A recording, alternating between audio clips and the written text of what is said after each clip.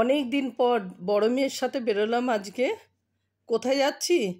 হ্যাঁ, কোথায় যাচ্ছি অবশ্যই দেখতে হলে পুরো ভিডিওটা কিন্তু দেখো, স্কিপ কিন্তু একদম করবে না। দুপুরবেলার দিকে লঞ্চ কম ছিল।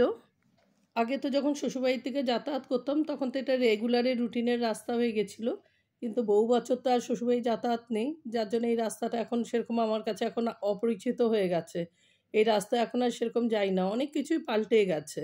মাঝগঙ্গার ভিউটা দেখো কি অপূর্ব লাগছে দেখতে, সত্যি কতটা সুন্দর না নেচারের রূপ, এক এক সময় এক এক রূপ। তো নৈহাটিতে আমরা পৌঁছে গেছি, রিক্সা করে নিলাম। রিক্সা একই আছে, অনেক বছর আগে যা দেখেছি একই রিক্সা একইভাবেই আছে, শুধু বদলে গেছে রাস্তাটা অনেকটা চওড়া হয়েছে।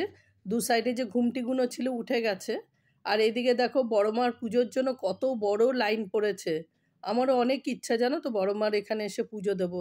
অনেক দিন ধরে ভাবছি, জানি না মার কবে দয়া হবে আর কবে আমি পুজো দিতে আসব।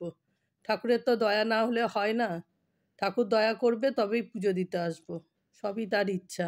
আগে তো ঘুমটিগুলোর জন্য মায়ের মন্দিরটা ভালো করে দেখা যেত না, এখন দেখো ঘুমটিগুলো নেই, দোকানগুলোও সুন্দর দেখা যায় আর মার মন্দিরটাও সুন্দর দেখা যায়। তা চললাম বড় মেয়েকে নিয়ে টুকটুক করতে করতে, আমাদের ট্রেনের টাইম অনেক দেরি আছে, এমনিও ট্রেন লেট। টুকটুক করতে করতে চললাম স্টেশনের দিকে। রিক্সা কাকু না, সরি, রিক্সা দাদা। হ্যাঁ, উনিও হেলতে দুলতে রিক্সা চালাচ্ছে। ফাইনালি আমাদের ট্রেন আসলো অনেকক্ষণ পর স্টেশনে দাঁড়িয়ে থেকে থেকে। তো নৈহাটি লোকালে উঠলাম। একটা মাঝেরহাট নৈহাটি লোকাল আছে, আমাদেরকে বললো 5 নম্বর প্ল্যাটফর্মে। আমরা সেখানেই গেছি দৌড়োতে দৌড়োতে, তারপর দেখলাম নৈহাটি লোকাল অ্যানাউন্স করলো, আবার দৌড়োতে দৌড়োতে আবার চলে এসেছি। এসে ট্রেনে বসেছি, কিন্তু ট্রেনটা দেখো পুরো একটা নিউ লুক। আমার মেয়ে বলছে ভীষণ ভালো লাগছে দেখতে, সিটগুলো অত সুন্দর করেছে, খুব ভালো লাগছে। তো ট্রেন থেকে নেমে পড়লাম, নেমে আবার আমাদের অটো ধরতে হয়েছে। অটো ধরে আবার ওখান থেকে আমরা একটা রিক্সা ধরলাম। এটা ঠিক রিক্সা বলবো কি টোটো বলবো নিজেরাই বুঝতে পারছি না, নিজেরাই উঠে হাসছি। মানে রিক্সার মধ্যে মোটর লাগানো, আর ফুপুর ফুপুর করে সে স্পিডে ছুটছে, সে যেন মনে হচ্ছে এক্কা গাড়ি ওই ছুটেছে। আমাদের ডেস্টিনেশনে পৌঁছে গেছি, মেয়ে দাঁড়িয়ে রয়েছে। দেখো আমরা কোথায় এসেছি, ব্যারাকপুর মিউনিসিপ্যালিটি। ব্যারাকপুরের বি উল্টিয়ে গেছে। আর যেই বাড়িতে এসেছি সেখানে দেখো তাদের পেন্টিং রয়েছে ওয়ালে।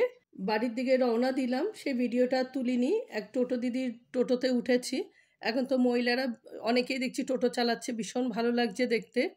তা আমাদের চুচুড়ায় চলে এসেছি, অনেকটা হেঁটে হেঁটে। মেয়ে বললো ফুচকা খাবো চলো, তো ফুচকার দোকানে দাঁড়িয়ে পড়েছি। ফুচকাটা ভালোই লাগলো খেতে, একটু জ্বর জ্বর ছিল, জ্বর অবস্থাতেই গেছি।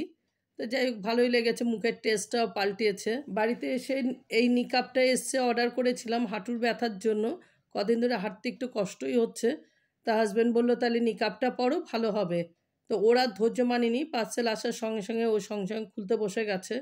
তো ভালোই হয়েছে, দেখে নিয়ে একবার ট্রায়াল দিয়ে দেখলাম, কিন্তু খুব একটা ভালো না ওটা, ওই জন্য ওটাকে আবার আমি রিটার্ন করে দিলাম। মানে দেখতে যতটা ভালো, কাপড়টা ততটা ভালো না। এখানেই শেষ করলাম, দেখা হবে আবার নেক্সট ব্লগে। সবাই ভালো থেকো, টাটা।